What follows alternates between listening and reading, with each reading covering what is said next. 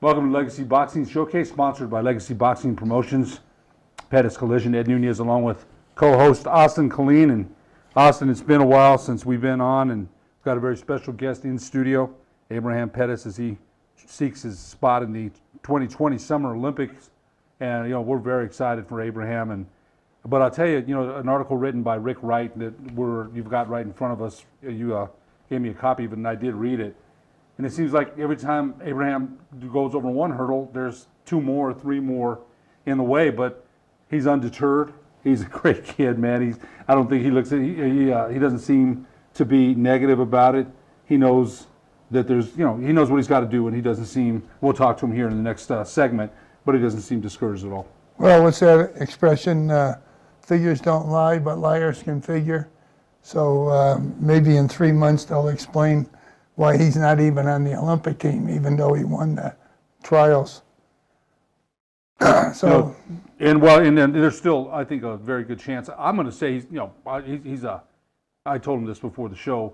You want good people to succeed. He's a great kid. Him and his brother, Angel Baby Perez, great kids. They come from great parents. That makes a difference. We've had him on the show several times. Of course, we're rooting for him. And in his attitude to me, that has a lot to do with it, because sometimes people in those situations, boxing so well, and there's the business part of it, and sometimes it drives us crazy. You've seen it over and over, and I think he's going to be able to overcome those odds. Well, he did what he had to do. He won the trials, and if you go back in history, that was it. You had the winner and the runner-up, and they were in the Olympics. But now it's a new way of figuring things. I don't understand USA Boxing, why they have 5 judges rather than 3. If 3 can't get the scores right, how are 5? You can't get within 30 yards of the ring, I don't think. As far as the judges? Yeah, spectators. You go to the Olympic trials, you can't get near the ring unless you got a camera. But as a writer, when I covered when they came here for their regionals, I was not impressed at all. Then I see the referees. One referee's jumping all over him, looks like an air traffic controller, and the next referee will let them murder each other. There's no consistency in what they're trying to accomplish. And then the worst offense of all is the Golden Gloves, the oldest amateur tournament in our country, starting back in 1923, and it seems to me like USA Boxing's trying to eliminate it. It doesn't count towards anything as far as their concerns with the Olympics. There's always been that. Always was. Divide between amateur boxing and USA Boxing. You've talked about that before, and yes, some of that makes no sense. But again, we're going to talk about some other subjects here, and I think one of the ones, and we'll bring Abraham on in the next segment, was on Saturday, or I don't know if it was Friday or Saturday. Julio Cesar Chavez Jr. fights Danny Jacobs, and Chavez Jr. Didn't make weight again, lost $1 million again, and quits in the 5th round, almost quits against Daniel Jacobs. And Daniel Jacobs, tough customer. He is. Right? I mean, talk about that a little bit, because you and I both agree Julio Cesar Chavez Jr. certainly has the talent, the pedigree, but not the heart. Well, you're a professional. You get in, you stand on a scale. You know in advance what you're going to fight at.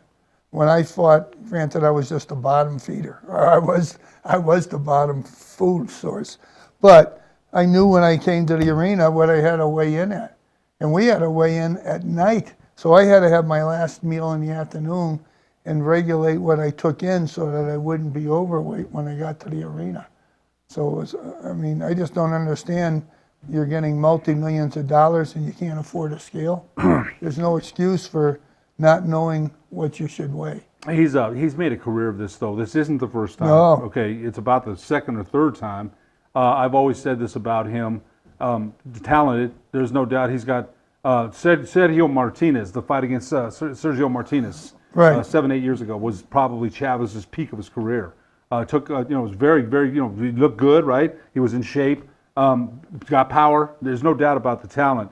But I remember, as I told you, when he fought Canelo Alvarez, and Canelo told him straight up, let's put our purses, of course no one's going to do that. And I remember when I saw that, and Chavez looked down, I said, that fight's over. That fight is over. He stole his heart. Right, that was already, and so to me, it's maddening to me every time I see this guy.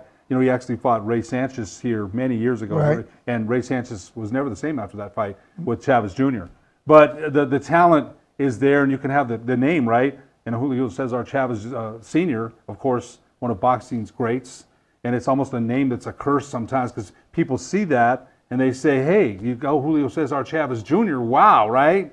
But it hasn't come to fruition. Well, then the other sad thing is the father made $60 or $80 million in purses, and he supposedly has no money.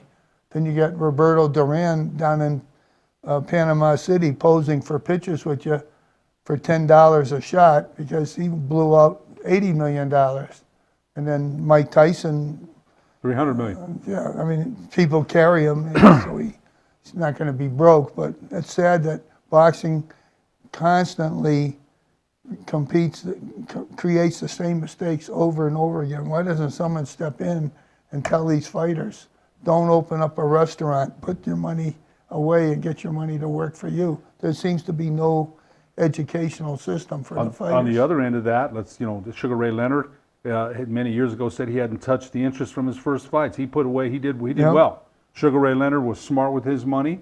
Marvin Hagler's another one. Marvin Hagler. There's others that have done, you and I dispute whether Right. Floyd Mayweather is doing as well as he says he is, but one thing I'll say about Floyd Mayweather, I'm not a big fan, great defensive Right. fighter. I never thought he was the best ever as he advertised himself. I'll never say that, but he took the promotions over himself. He wasn't going to be beholden to Don King, to Bob Arum, to crooked people. Right. Some were crooked. I don't know if they've done some things that weren't so hunky dory, right?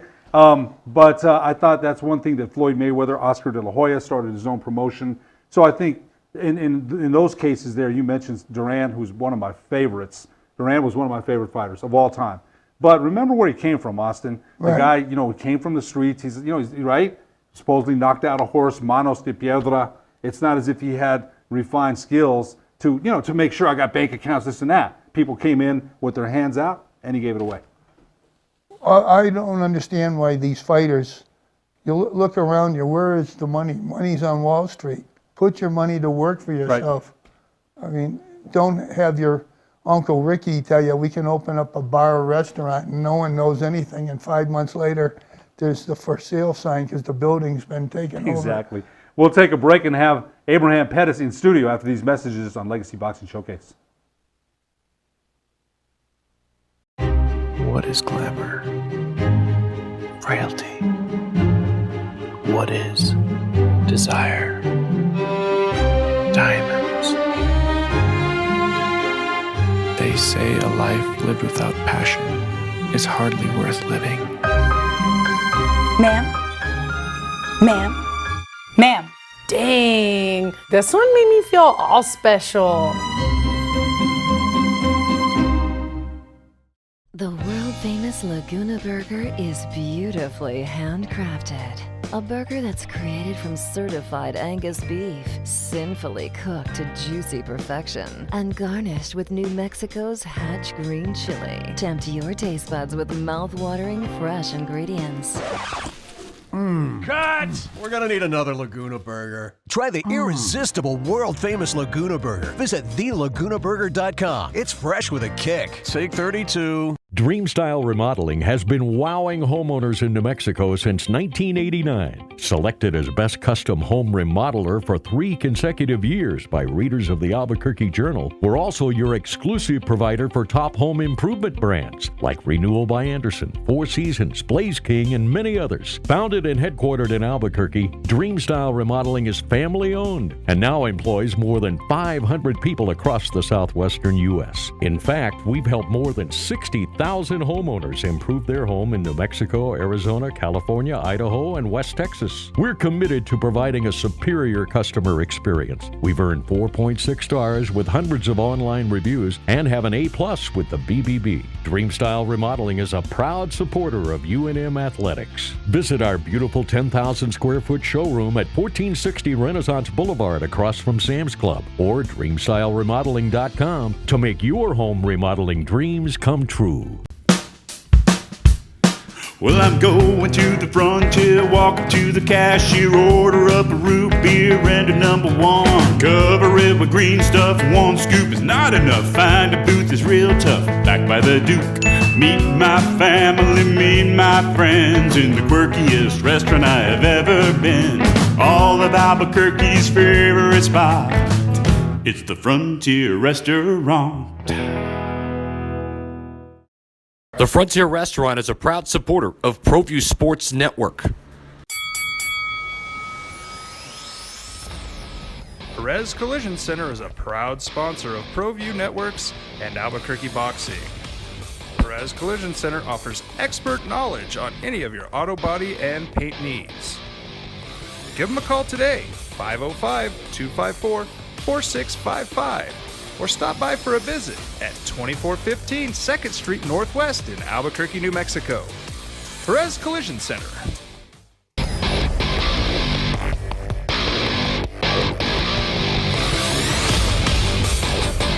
Welcome back to the Legacy Boxing Showcase, sponsored by Legacy Boxing Promotions. Perez Collision, Ed Nunez, along with my co-host Austin Colleen, and our very special guest in studio, Abraham Perez, as he tries to make the 2020 Summer Olympics. I'll tell you what, kid, when I read it in the paper and we saw you on TV with Van Tate, man, I'm psyched. Yeah. You know, because how many Olympians, you probably know the answer, have come out of New Mexico? I say zero. Zero, right? yeah. And you know, Danny Romero, who's, by the way, congratulations, he just got named to the New Mexico Sports Hall of Fame on Saturday. Oh, that's He'll be great. an inductee. Ronnie Rentz, back in the day, I don't think so.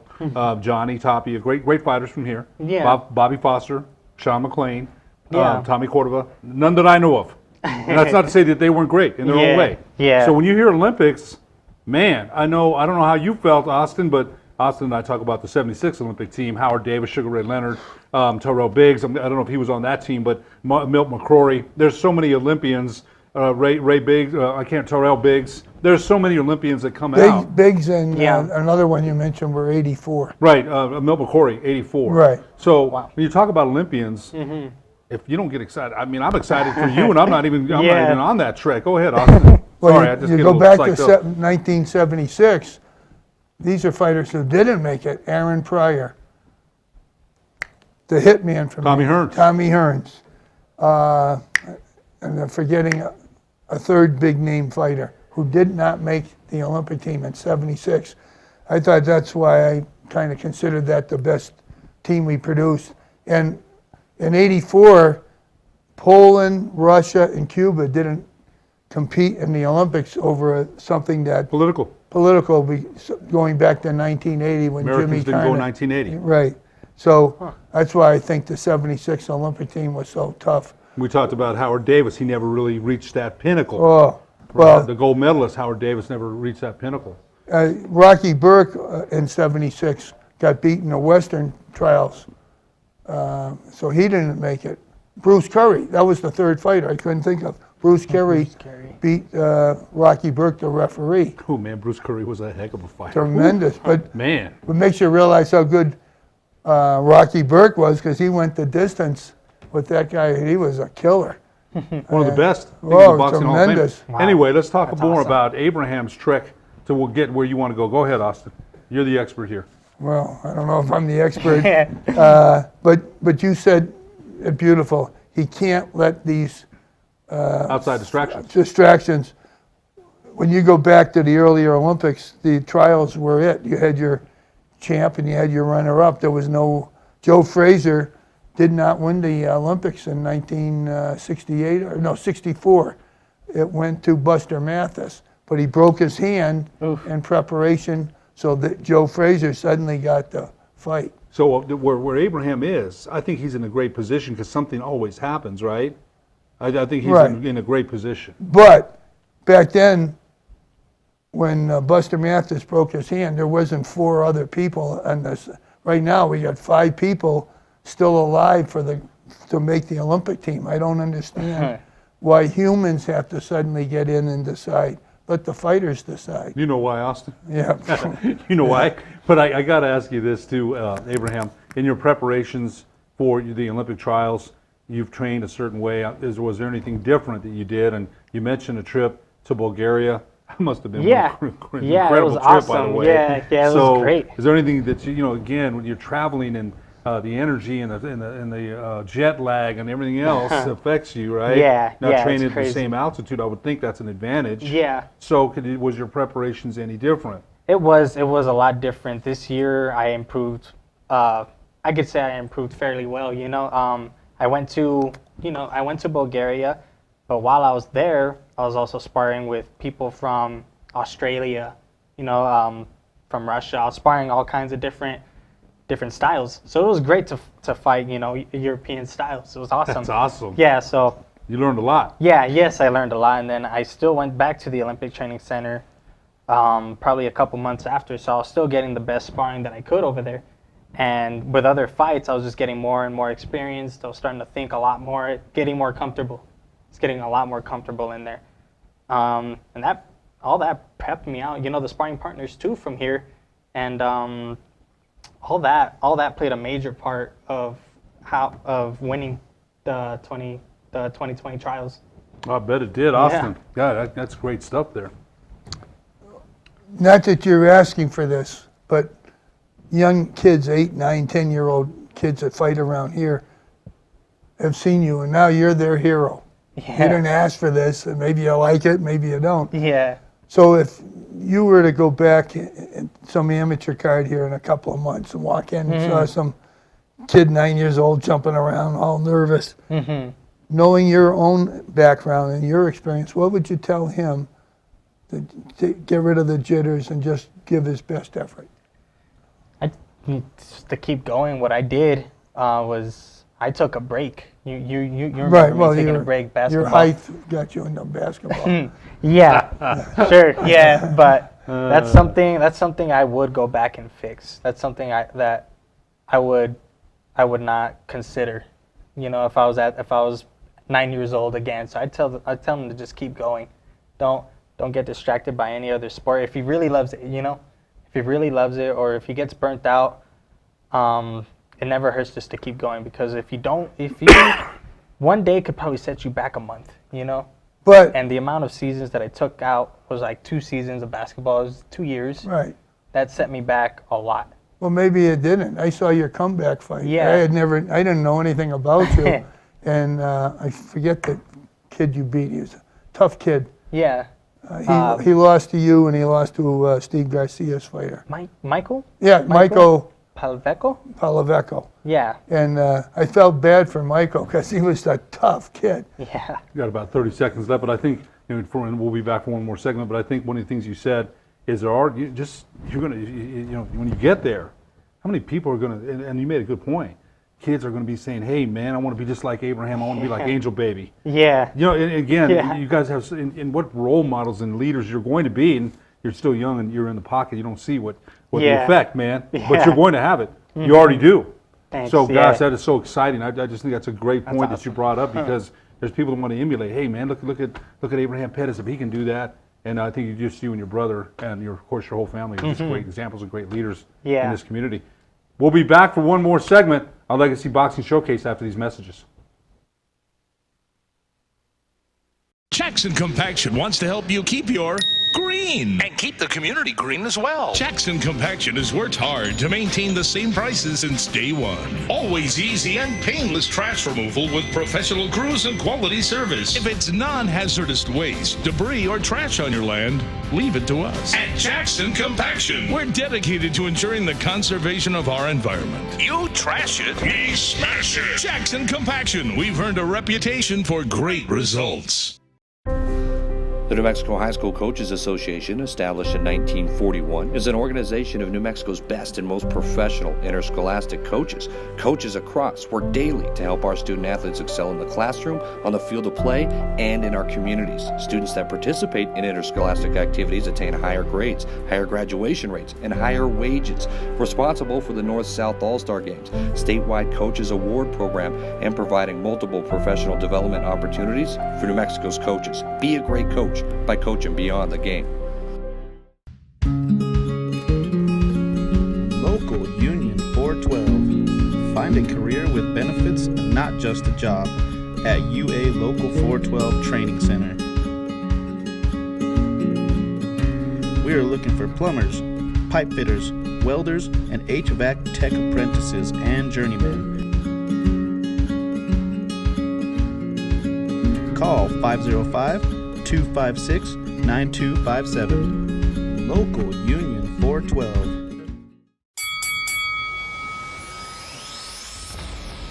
Perez Collision Center is a proud sponsor of Proview Networks and Albuquerque Boxing. Perez Collision Center offers expert knowledge on any of your auto body and paint needs.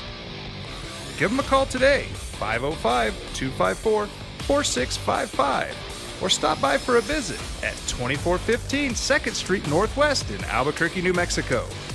Perez Collision Center.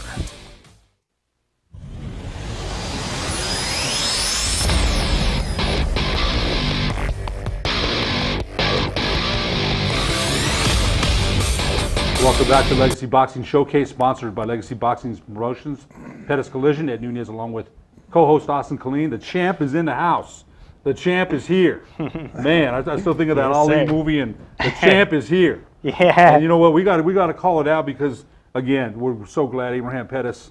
You're going towards the goal of 2020 Summer Olympics. Yes, so sir. darn proud of you, man. So great to have you in studio. Always great to have you. Yeah, good. Thank you. got such a Appreciate it. It's great- good to be here. Yeah, great. Got such a great, humble humility about you. That'll never change. That's great. I was so happy for you. Plan on keeping that. Oh, yeah. you know what? That'll never change, kid. No. You can change a lot of things, but I don't think that'll ever change. Nah. So I'm going to turn it over to my co-host, Austin Colleen, who's got a number of questions for you, I'm sure. Well, the first thing I've got here is it's a little Christmas candy for each of you. Oh, sweet. So if you Some want to fudge? count, homemade fudge. Awesome. Thank you very much, Austin. Appreciate it. Okay, kid, I'll take yours since I know you. Psych. Yeah, go ahead. So, Go ahead. Although you can't eat yours until you make the Olympic team. Oh, no. That's That'll be about 3 expired by months then. It's about 3 months away, the way they're counting. Anyway, Austin, go ahead. All right. Thank you, by the way. Thank you. I like what you accomplished, but apparently you didn't accomplish anything. No. Yeah. They gave you this pretty belt, but you're not on the Yeah. Olympic team. No. Yes. No, not yet. Yeah. Yet. There you go. But I do have the driver's seat for it, so I would be the first pick. Right. You know? At the if there's an earthquake and these other tournaments that you have to enter don't take place, but you're going to be training at the Olympic Village, Yeah. going to Bulgaria for a tournament. Then you got to go to South America for a tournament. And it's interesting to see who's keeping scores. Yeah. And I've seen some terrible decisions in USA boxing. Yeah. So if you're a victim of one of those, you could be out of the. Yeah, well, shoot. Can't leave it to the judges. It's going to be hard to not leave it to the judges. Well, 'cause I'll be competing against the best, Right. But the way the refereeing goes in the amateurs, it's a lot harder to score a knockout than it is in the pros. Yeah. And, yeah. They seem like they take forever when they save the fighter who's in danger of going down. Talk a little bit about that, Austin. Talk about the rules at that level. Oh. Talk about that a little bit. 'Cause If people may not understand. One punch is one punch. So if I drop you, I just get one punch. Yeah, it's just Clean. like 1 point. 1 point. Yeah. And in the meantime, you're hitting me with feather dusters 4 times. You're up 4-1. Yeah. Even though I've dropped you on your back. Yeah. And then they bring you up and give you oxygen. I'm joking here, but they take forever to count. Yeah. And, okay, continue. And now you've lost your advantage that you just worked so hard to get. Yeah, you just stun your opponent for a break. That's pretty much it. And then For I his love break. Teddy Atlas says, how can they take something so exciting and make it boring? And with their rules, Yeah. it's just ridiculous. So I certainly hope you make the Olympic team as the #1 fighter. But Yeah. Yeah, I got this. I'm confident about it. I think some of the things that you're talking about, though, you're going to be the #1 guy, right? Yes. And so many things could happen, and they do, right? Yeah. So I think you're in a good position. I think that's Yeah. important to note that. Yeah. You're in a good position. But talk about a little bit about some of the fights that you had to get here. Because, you had some stiff competition. Yeah. It wasn't as if they just said, here it is, here's the belt. Talk about that. Yeah. Talk about some of the competition you faced. So to get there, to get to the Olympic trials, I had to win a tournament last year in 2018. But to get to that tournament, I had to win another tournament. So the first tournament that I won, in 2018 I got second place. It was the Eastern Trials, so I got second. So you had to be first or second to get to the national championships in December of 2018. So I got that, and so that was probably like 3-4 fights on the Eastern Trials. So I got the championships. That got me another 3-4 fights, and I got second place, but that getting first or second made me eligible to qualify for the Olympic trials of this year. So that was a while. So I had to stay busy meantime, So they took me to Bulgaria last year. What a trip that was it last year? No, yeah, it was this year. Yeah, they took me to Bulgaria this year, February 2019, and I was, it was pretty much an evaluation. Like those tournaments are evaluations, especially the camps too. So I did all that, I kept busy. I competed in the Golden Gloves. I had 6 fights total in that tournament. And I just stayed warm, I kept on training, good sparring, with you my won brother, those fights, other by the people. way. You won all these fights you're talking about. Yes. Okay, so that's important for people to know. Okay. You kept going and advancing. Yes. Win in advance. Yes. Austin, there's about 3 minutes left, so I know you want to get in some more questions for the champ. Well, we got you winning 6 fights here to get where you are. The thing is, it seems like you keep advancing, beating people. All of a sudden, you could lose one bad decision. Yeah. Really. And then what are they going to do? Now, in Lake Charles, Louisiana, Michael Angeletti, who was #1 in the tournament, couldn't even make weight. Yet he's, under these rules, he's as alive as you are. Yeah, I don't know what happened with him, and I think another person couldn't make weight either. So there's 8 minus 2. There's already 6 people in the bracket. Well, I think most kids, by the time they're 6 years old, can read a scale, and I just don't understand how these people can show up at Olympic trials.